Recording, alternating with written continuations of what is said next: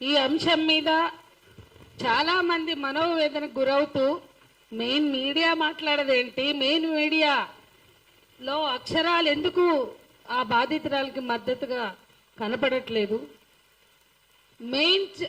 Main stream electronic మీడియాలో అసలు గొంతులు ఎందుకు వినిపించట్లేదు, ఇంత పెద్ద సమస్య పట్ల ఈ మౌనం ఏంటి అని అందరూ ఆలోచిస్తున్న క్రమంలో ఒక విద్యార్థి సంఘం ఏఎస్ఎఫ్ పూనుకుని ఈ రౌండ్ టేబుల్ సమావేశం నిర్వహించడాన్ని మేము మనస్ఫూర్తిగా అభినందిస్తూ, నిజమే ఇది ఈ దేశంలో కేంద్ర హోంశాఖ సహాయ మంత్రి కొడుకు చేసిన నిర్వాకం.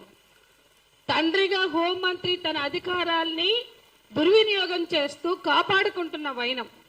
ఒక 17 ఏళ్ల బాలిక ఆమె జీవితాన్ని రోడ్డు పాలు చేస్తూ ఒక రకంగా తన బతుకు తాను బతుకుదామని 2 సార్లు సూసైడ్ అటెంప్ట్ చేసి 3వసారి కూడా చేయబోతుంటే ఆ తల్లిదండ్రులు ఆమె దగ్గర నుంచి హామీ తీసుకుని అతనొద్దు, అతనితో జీవితం వద్దు అని నచ్చ చెప్పుకుని వాళ్ళందుకు వాళ్ళు బతుకుదామనుకునే టైంలో ఆమె మీద క్రిమినల్ దాడిని కొనసాగించడం.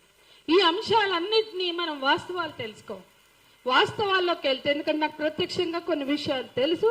నేను ఒక 14 ఛానళ్లలో మాట్లాడాను గత 2-3 రోజులుగా. విషయం ఏంటి అని చూస్తే 2025 జూన్లో ఆ అమ్మాయి social media, Instagram, common friends ద్వారా పరిచయం. అతను ఆ అమ్మాయితో ముందు స్నేహం పెంచుకున్నాడు, పరిచయం